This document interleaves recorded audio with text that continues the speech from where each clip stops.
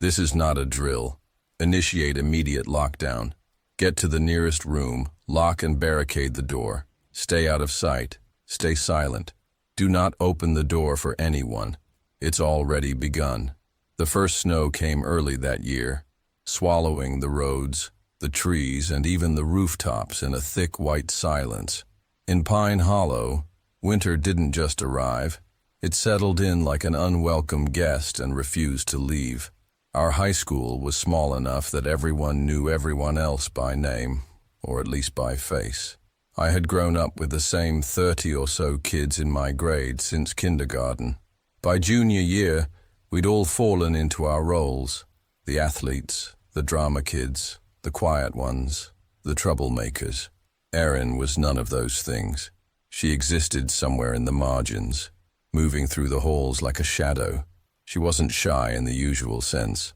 She didn't blush or look away when you glanced at her. She just didn't speak, at least not to most people. The only time I ever saw her smile was when she was drawing.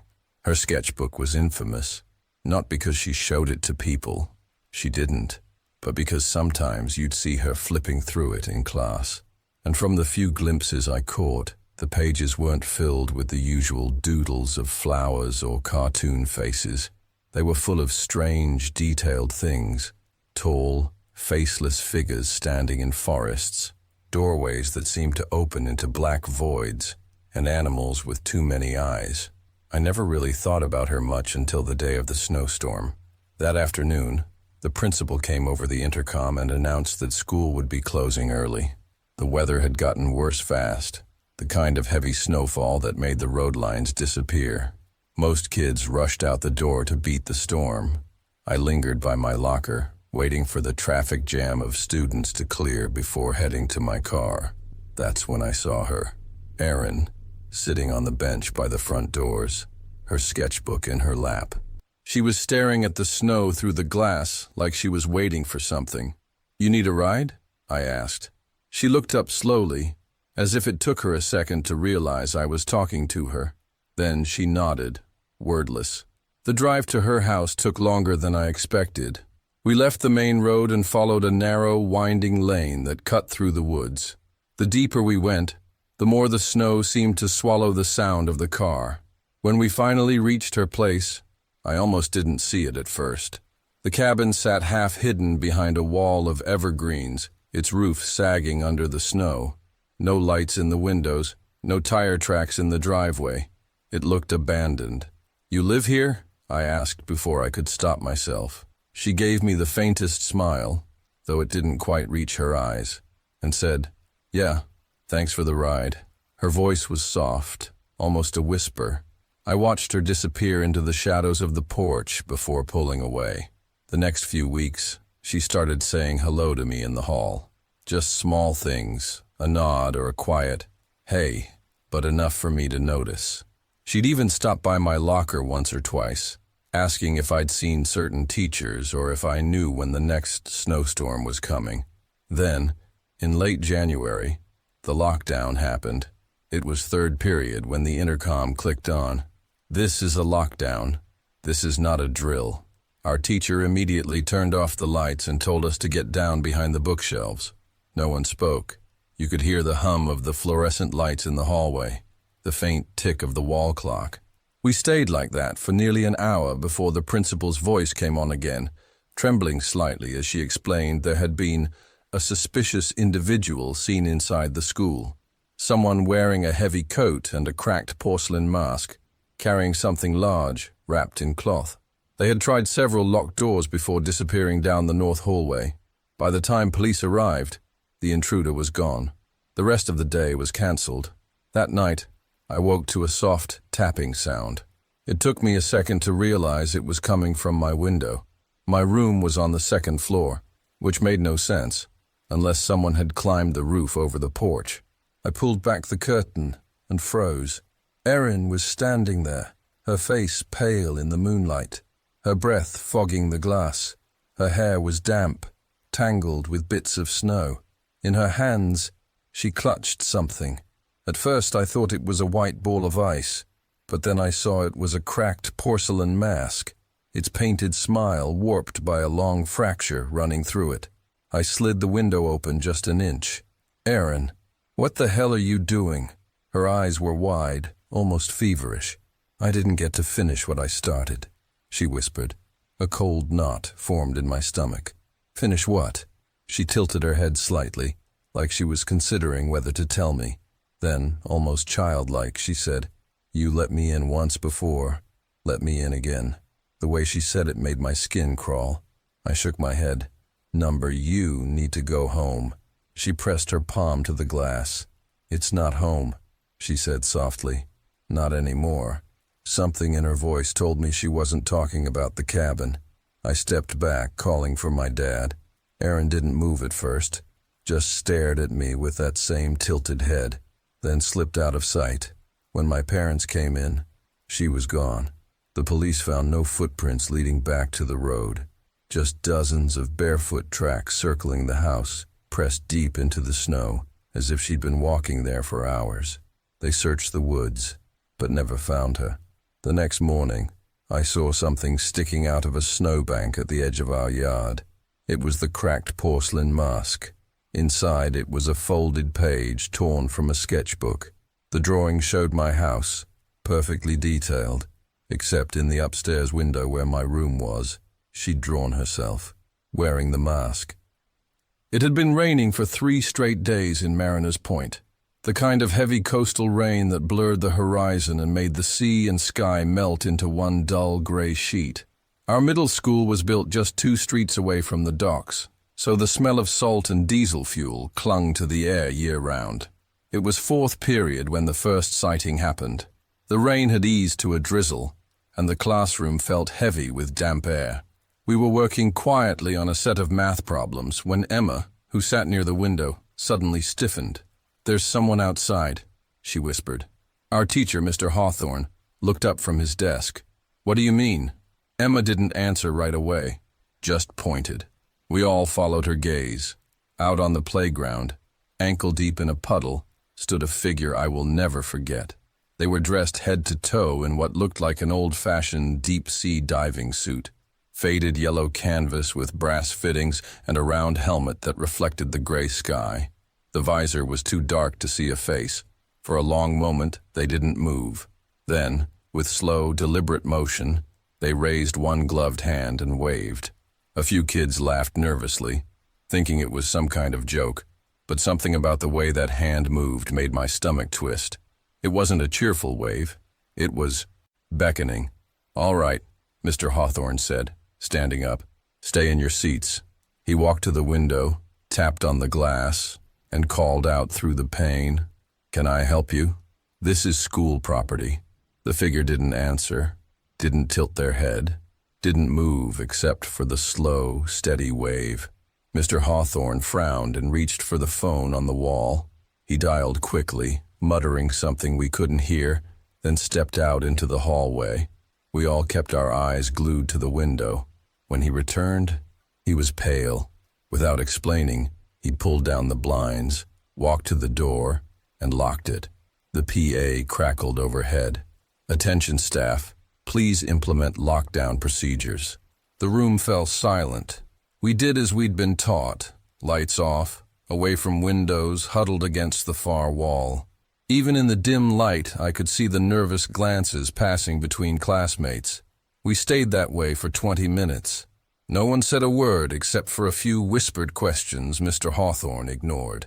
Eventually, the principal came over the intercom, voice tight but calm. "Lockdown is lifted. Classes will resume." We never saw the figure leave. By dismissal, the incident had been reduced to whispers in the hallway. Some kids said it was just a prank, someone's uncle playing around. Others claimed it was part of some viral video stunt, but the adults gave us nothing.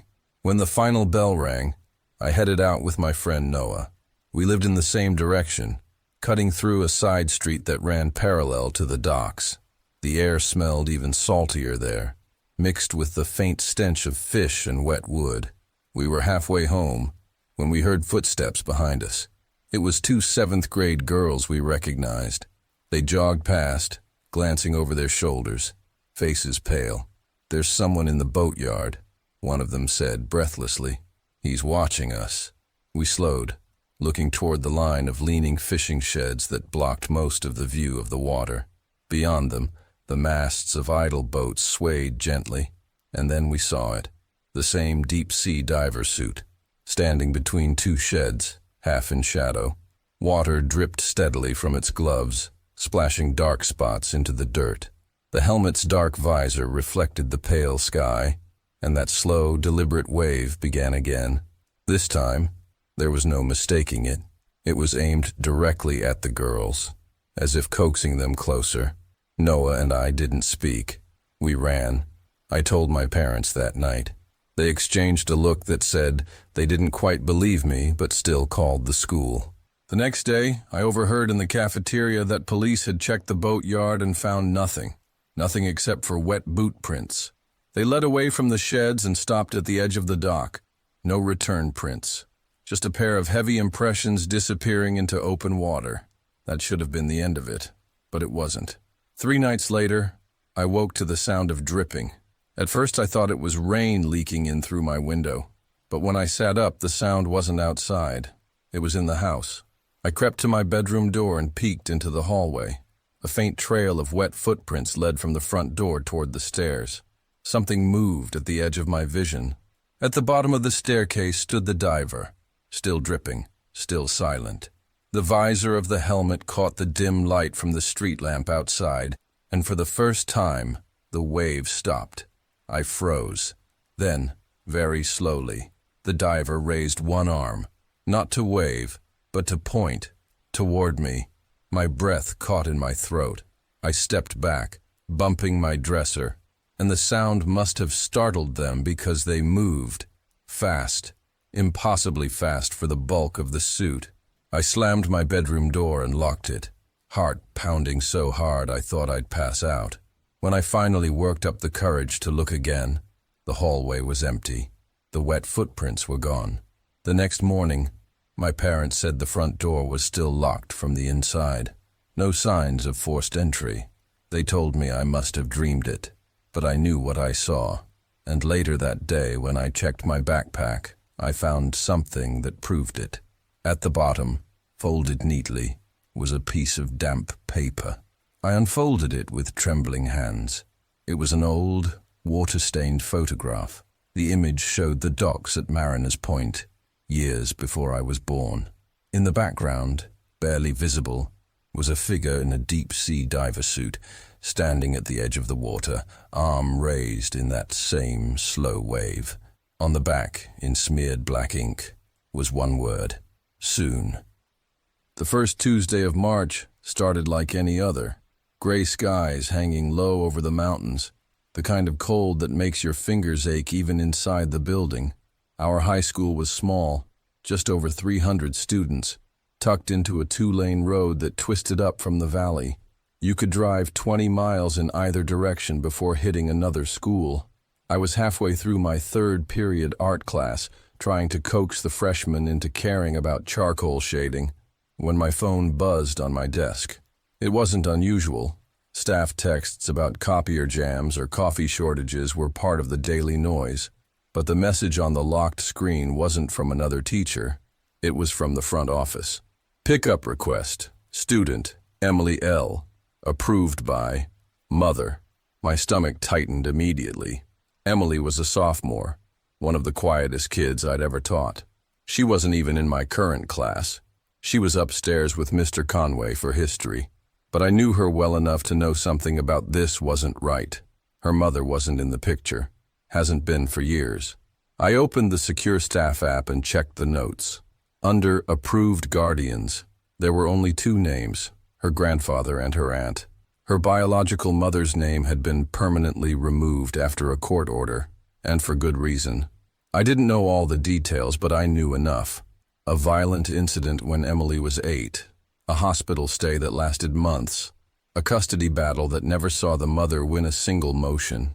Last I heard, she'd been committed to a psychiatric facility on the other side of the state. So how the hell was she standing at our office counter, asking to pick her daughter up? I dialed the front office immediately. "This is Ms. Carter in art. Cancel that pickup request for Emily L., I said. I don't care what she's saying. Emily's not leaving this building. There was a pause. We haven't let her in, the secretary whispered back. She's outside at the main gate. Says she's the girl's real mother. No ID, just keeps asking for her. Should I call? Yes, call the principal now. I hung up and called Mr. Conway's room. Send Emily down to me. Don't tell her why. 2 minutes later, Emily was in my doorway, her sketchbook clutched to her chest. She looked confused, but not yet scared. I told the class to keep working and quietly guided her to the corner of the room. Your mom's not here, but someone's pretending to be her, I said. We're staying put until we figure this out. Her eyes widened, and for a second I thought she was going to cry, but she didn't. She just nodded. That's when the lockdown siren went off. The sound was deafening in the enclosed space, a blaring tone followed by the automated voice. Lockdown. This is not a drill.